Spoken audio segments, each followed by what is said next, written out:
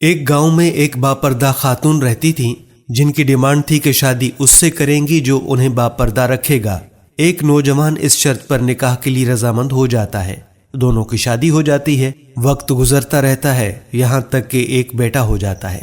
ایک دن شوہر کہتا ہے کہ میں سارا دن کھیتوں میں کام کرتا ہوں، کھانے کے لیے مجھے گھر آنا پڑتا ہے جس سے وقت کا ضیاع ہوتا ہے، تم مجھے کھانا کھیتوں میں پہنچا دیا کرو۔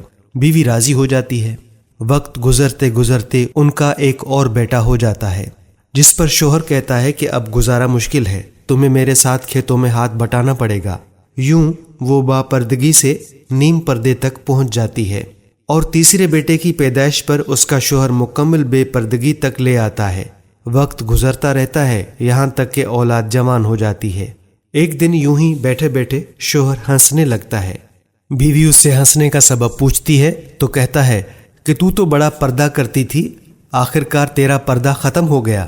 کیا فرق پڑا پردے اور بے پردگی کا، زندگی تو اب ویسے ہی گزر رہی ہے۔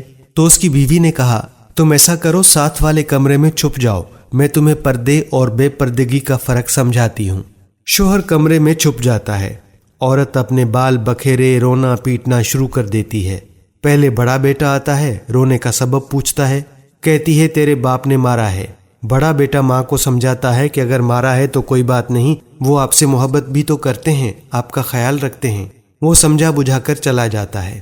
عورت پھر سے رونے کی ایکٹنگ کرتی ہے اور منجلے بیٹے کو بلا کر بتاتی ہے کہ تیرے باپ نے مجھے مارا ہے۔ منجلے بیٹے کو غصہ آتا ہے، وہ باپ کو برا بھلا کہتے ہوئے ماں کو سمجھا بجھا کر چپ کروا کر چلا جاتا ہے۔ آخرکار عورت یہی ڈرامہ چھوٹے بیٹے کے سامنے کرتی ہے۔ چھوٹا بیٹا تو غصے سے آگ بگولا ہو جاتا ہے اور زور زور سے گالیاں بکتے ہوئے ڈنڈا اٹھاتا ہے اور کہتا ہے کہ ابھی باپ کی خبر لیتا ہوں۔ پھر عورت شوہر کو بلا کر بولتی ہے، پہلا بیٹا میرے پردے کے وقت پیدا ہوا تو اس نے تیرا پردہ رکھا، دوسرا نیم پردے کے زمانے میں پیدا ہوا تو تیری آدھی لاج رکھ لی، جبکہ تیسرا جو مکمل بے پردگی کے زمانے میں پیدا ہوا تو وہ مکمل طور پر تیری عزت کا پردہ اتار لے گیا ہے۔ حاصل کلام یہ ہے کہ پردہ عورت کا فطری تقاضا ہے جو خالق کے مرد و زن کی طرف سے قاعدہ بھی ہے، لہٰذا ہمیں پردے کا اہتمام اور احترام کرنا چاہیے۔ پردہ دار خاتون ایک وقار رکھتی ہیں اور وہ پردے میں اپنے آپ کو محفوظ اور سکون سے محسوس کرتی ہیں، جبکہ بغیر پردے کے وہ بے سکونی اور بے چینی محسوس کرتی ہیں۔ ہمیں چاہیے کہ ہم باپردہ عورتوں کی عزت کریں اور احترام کریں۔